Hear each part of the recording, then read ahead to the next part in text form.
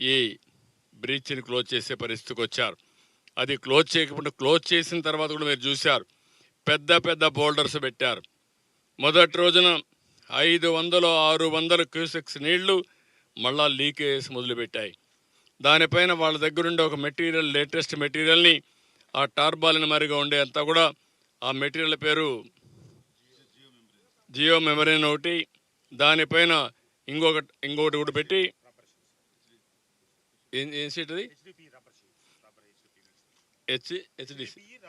HDP rubber mixer sheet అంటున్నారు. నాకు technical word తెలియదు, ఆయన మాట్లాడుతున్నాడు. అది నేను అంటే చాలాసార్లు చూసాం, కానీ ఈ పర్పస్కి పెట్టాలనేది మనకు ఐడియా లేదు. అది కూడా పెట్టారు, అంటే డబుల్ సెక్యూరిటీ ఇవ్వడానికి. ముందు మెగా వచ్చారు, వాళ్ళ దగ్గరుండే ఒక షీట్ తీసుకొచ్చారు. ఎన్సిసి వచ్చారు, వాళ్ళ దగ్గర ఉండే షీట్ తీసుకొచ్చి డబుల్ ప్రొటెక్షన్ ఇచ్చారు. అవి పెట్టడానికి రాజమండ్రి నుంచి గజ ఈతగాళ్ళని తీసుకొచ్చారు.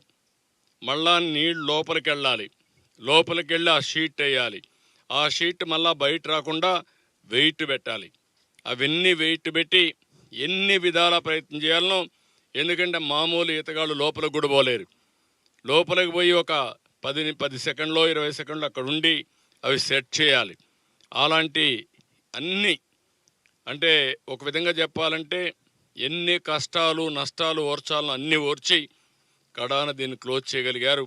ఇప్పుడు కూడా కొంత లీకేజెస్ ఉన్నాయి, అందుకే ఈరోజు ఆలోచిస్తున్నారు బండ్ వెడల్పు చేస్తూ మధ్యలో మళ్ళా బండ్ ఫామ్ చేయడానికి ఈ ప్యారలల్గా క్లే ఇవన్నీ వేసి కన్సాలిడేట్ చేసి వాటర్ ప్రూఫింగ్ కింద తయారు చేయడం కోసం అది కూడా వర్కౌట్ చేస్తున్నారు. ఒక దుర్మార్గమైన పాలన వల్ల ఎంతమంది నష్టపోయారు, ఎంతమంది కష్టపడుతున్నారు, ఈ పని ఎంత కష్టమైందో ఇది ఒక కేస్ స్టడీ.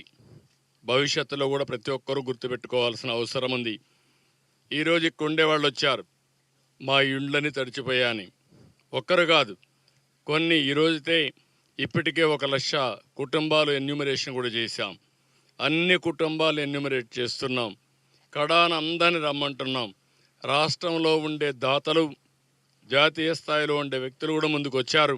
స్ఫూర్తిదాయకంగా ముందుకొచ్చి వారికి తోచిన విధంగా అన్ని విధాలా సహకరిస్తున్నారు.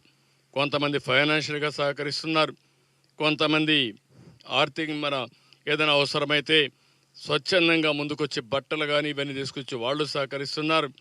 అందరూ ఎవ్వడికి తోచిన విధంగా వాళ్ళు సహకరిస్తున్నారు. కానీ ఇప్పుడు కూడా వైఎస్ఆర్ కాంగ్రెస్ పార్టీ మాత్రం విషం జిమ్మే పరిస్థితిలో వచ్చారు.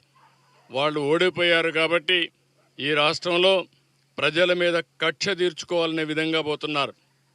ఏమాత్రం సిగ్గుపడకుండా 3 బోట్లు వదిలిపెట్టారు. ఒక్కొక్కటి 30 టన్నులు, 11,20,000 క్యూసెక్స్ నీళ్లు పోతా ఉంటే బాధ్యత లేకుండా 3 బోట్లు వదిలిపెడితే ఏవైతే కౌంటర్ వెయిట్ వచ్చి అవి గుద్దడం, అదే కానీ కౌంటర్ వెయిట్ కాకుండా అదే కానీ కాలం గుద్దుంటే కాలం ఆటోమేటిక్గా కుంగిపోయేది. 15 మెట్రిక్ టన్నుల ఇదైనటువంటి కౌంటర్ వెయిట్ 2గా ఇరిగిపోయే పరిస్థితికి వచ్చింది. రెండు కౌంటర్ వెయిట్లు విరిగిపోయినాయి. అదే కాలం జరుగుంటే, కాలాన్నే కొట్టుంటే ఏమయ్యేదో మనం ఊహించుకోవాల్సిన అవసరం ఉంది. ఇంకా కూడా సిగ్గొదిలిపెట్టి సమర్థించుకునే పరిస్థితిలో ఉన్నారు. మీరు మీ బోర్డ్స్ని కరెక్ట్గా పెట్టుకోకపోతే ఎందుకు తీసుకున్నారు, మీవి కాదని అంటున్నారు. మీది కాదంటే మీరు రంగెందుకు వేశారు? మేము అన్నీ అడుగుతున్నాం, దానికి సమాధానం చెప్పవలసిన బాధ్యత కాదు. ఇలాంటి వాళ్ళని మామూలుగా ట్రీట్ చేస్తే కూడా లాభం లేదు. ఇది ఒక జాతి ద్రోహం, విద్వేషం.